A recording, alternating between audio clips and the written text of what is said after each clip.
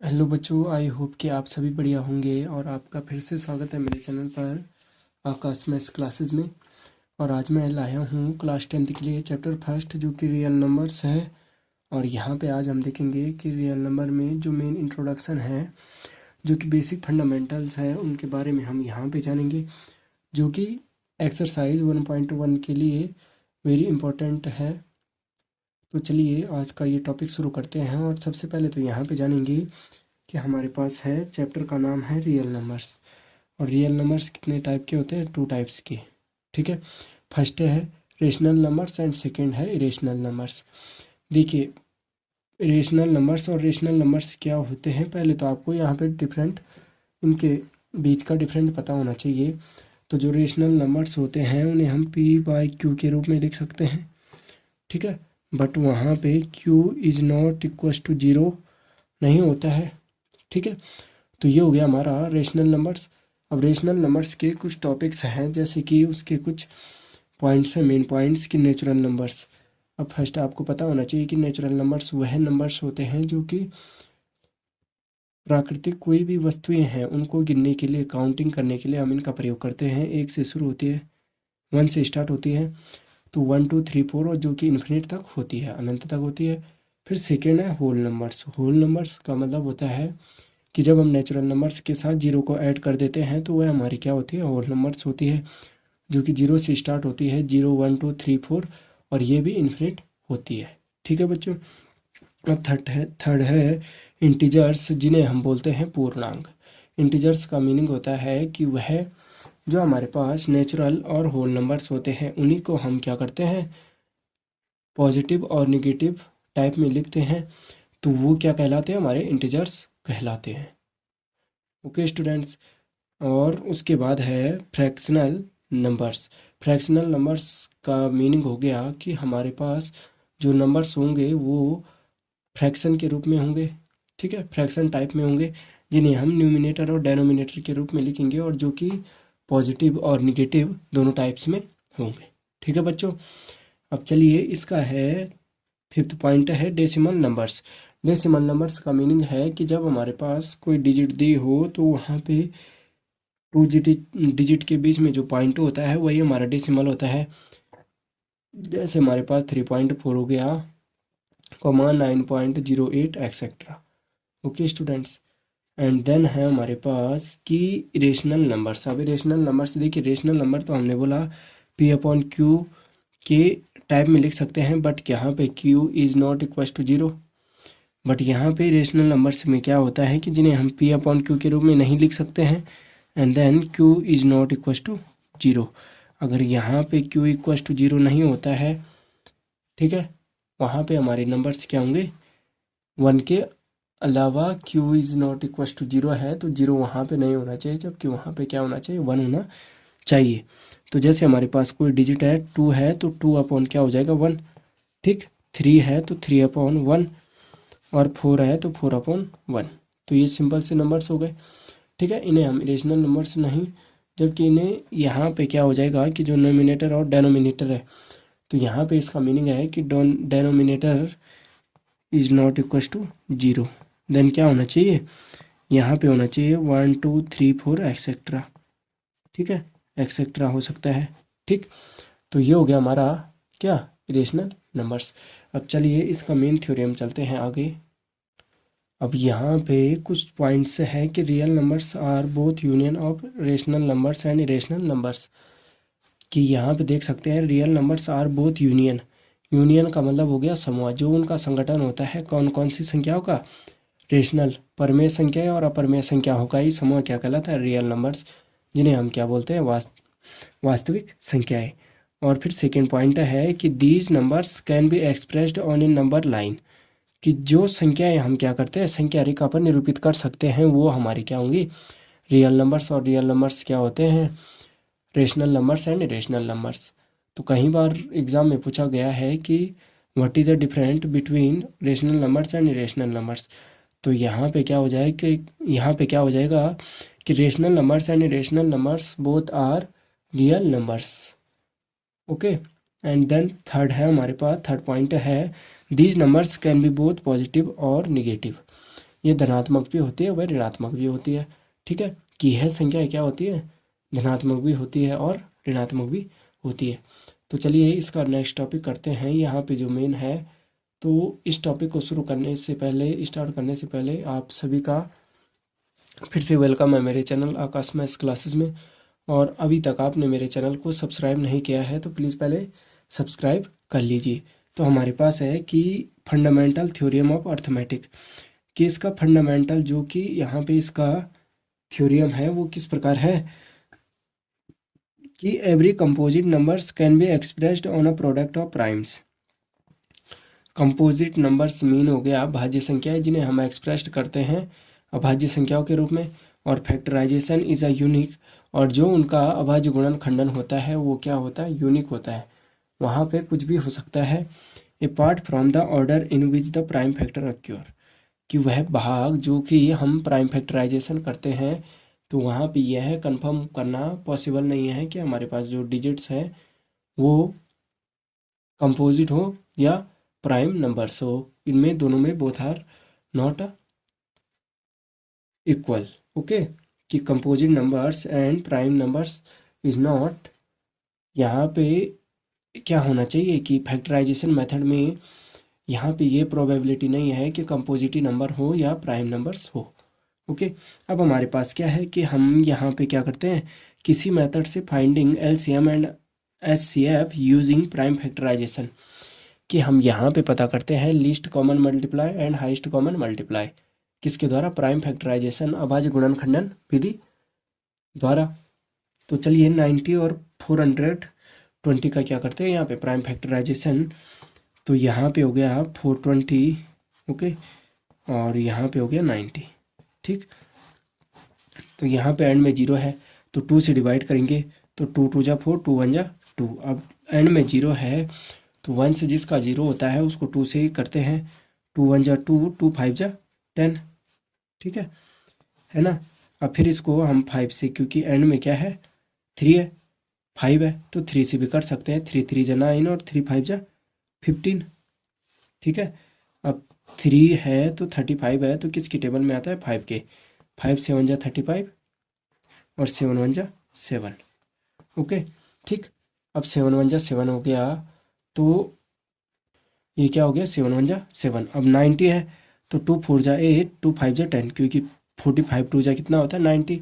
And then 3 से हम इसको अगर डिवाइड करते हैं तो 3 1 जा 3, 3 5 जा 15, क्योंकि 15 3 जा कितना होता है 45 और 3 5 जा 15 हो गया और 5 1 जा 5।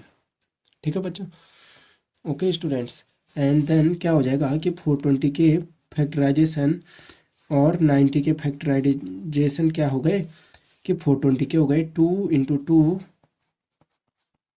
इंटू 3 इंटू 5 इंटू 7 इंटू 1, जबकि 19 के क्या हो गए 2 3 3 इंटू 5 इंटू 1। ठीक है, 2 2 जा 4 और 4, देखिए 2 2 जा 4 और 4 3 जा 12 और 12 5 जा 60 और 67 जा 420। एंड देन 2 3 जा 6, 6 3 जा 15 और 6 3 जा 18 और 18 5 जा 90। तो ये हो गए हमारे प्राइम फैक्टराइजेशन। अब यहाँ पे हमारे पास क्या था कि finding LCM and HCM using prime factorization method.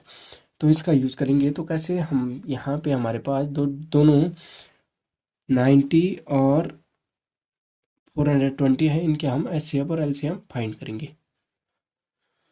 अब हम यहाँ पे फाइंड करेंगे एलसीएम एंड एचसीएफ। तो हमारे पास यहाँ पे 90 और 420 का जो एलसीएम ज्ञात करना है, पहले हमारे पास प्राइम फैक्टराइजेशन है। 90 और 420 के जो हमारे पास क्या हो गए फैक्टराइजेशन हो गए, वो थे 90 के थे 2 3 जा 6, 3 जा 18, 5 जा 19, 1 जा 90, 90 1 जा 90। और 422 के थे 2 2 जा 4, 3 जा 6, 5 जा 6, 5 जा 30 और 30 7 जा, देखिए 2 इंटू 2 इंटू 3 इंटू 5 इंटू 7, ठीक है, इंटू 1। ठीक है, ये हो गया। अब यहाँ पे हमें एच सी एफ और एल सी एम फाइंड करना है, तो एल सी एम के लिए हमारे पास क्या हो जाएगा, एल सी एम। ठीक, वैसे ही हमारे पास एच सी एफ के लिए भी क्या हो जाएगा, 90 के फैक्टराइजेशन है। तो यहाँ पे हमारे पास फैक्टराइजेशन है, तो हम क्या कर देंगे कि एल सी एम का बेसिकली क्या होता है कि जहाँ पे डबल होते हैं पहले हम उनको लेके चलते हैं, कि जैसे 2 है, 3 है, 5 और 7 है।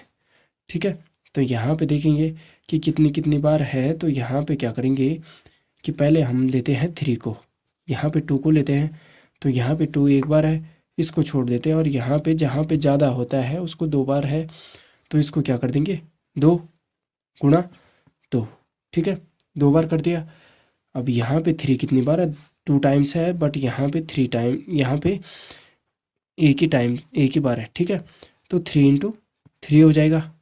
ठीक है, ठीक। अब यहाँ पे 5 है 1 टाइम्स, और यहाँ पे भी 1 टाइम्स है, तो इसको हम क्या लिख देंगे, एक ही बार लिख देंगे। और ये 7 है और ये 1 है, तो 7 भी एक ही बार है, तो इसको हम कर देंगे मल्टीप्लाई।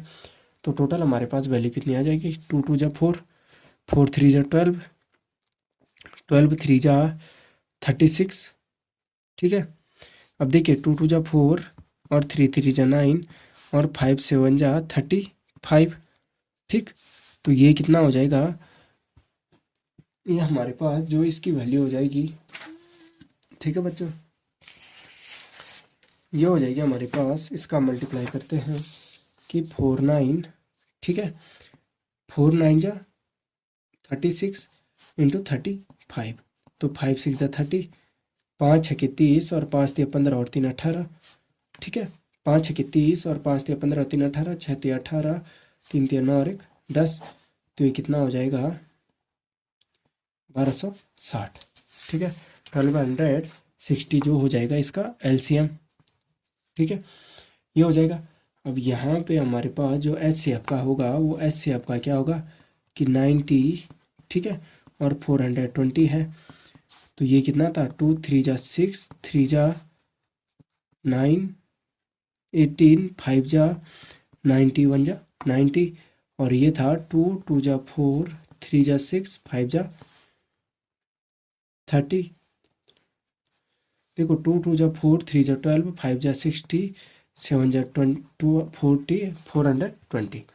ठीक, तो 420 है, तो इसका जो हमारे पास यहाँ पे एच सी एफ फाइंड होगा, वो कैसे ज्ञात, एच सी एफ का कैसे होना है कि यहाँ पे आपको देखना है कि ग्रुप से कहाँ पे बन रहे हैं। जैसे ये 2 है तो इसका एक ग्रुप बन रहा है, ये 3 है, ये 3 है, ठीक है, ये 3 है और ये 3 है, इसका ग्रुप बन रहा है।